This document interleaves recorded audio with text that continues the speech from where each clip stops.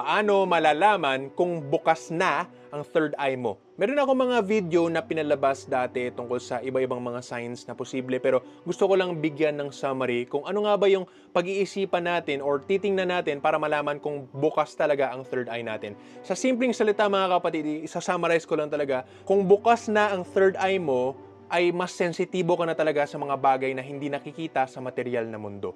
Lahat na yan ha, hindi lang yung tungkol sa kung ano yung nakikita mo sa third eye talaga, kundi sa lahat ng pandama kasama na doon sa tenga, na naririnig mo na hindi naman material, sa mga naaamoy mo din na hindi naman naaamoy dito sa material na mundo, at mga nararamdaman mo sa paligid mo na hindi rin material. So lahat yan, yung pagka-sensitibo natin, kasama syempre yung pagtingin natin or pagkakita natin sa mga hindi nakikita ng material na mata, ay ang mga signs nga na bukas na ang ating mga third eye. Kasi yung third eye ay isang pangkalahatang pagsasabi lang naman na meron tayong pagkabukas sa spiritual. Hindi lang yan para doon sa makikita sa mata, pero nilahat na lang din yung mga spiritual senses natin. So nakadepende na sa atin kung gaano tayo kabukas. So ibig sabihin ay kung mas sensitibo tayo sa mga spiritual na pangyayari, ay mas bukas ang third eye natin. Hindi naman talaga masasabi na may tao na talagang sarado yung third eye nila.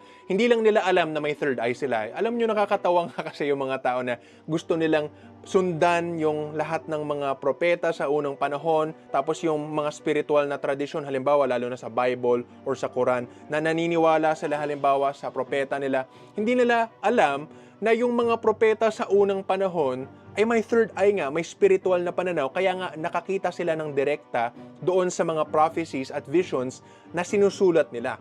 So ang tinuturo ko nga dito ay para kayo mismo ay makakita sa sarili nyong mata at hindi lang kayo bumase sa kung ano ang sinasabi ng ibang mga propeta na namatay na para doon sa spiritual na katotohanan. Ibig sabihin, kayo na mismo makakaalam gamit yung direktang pagtingin sa kung ano yung spiritual na katotohanan.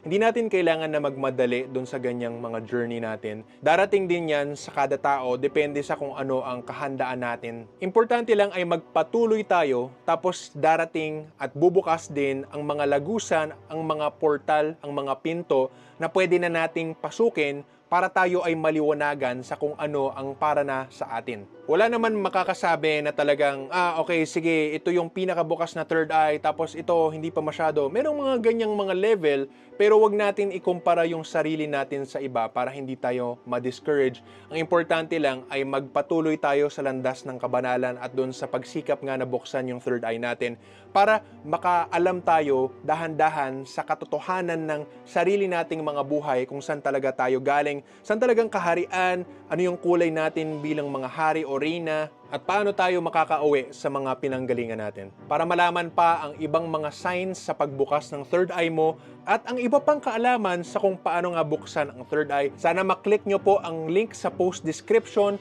para sa free gabay sa third eye meditation. Happy travels sa ating spiritual na paglakbay. Maraming salamat po mga kapatid at God bless.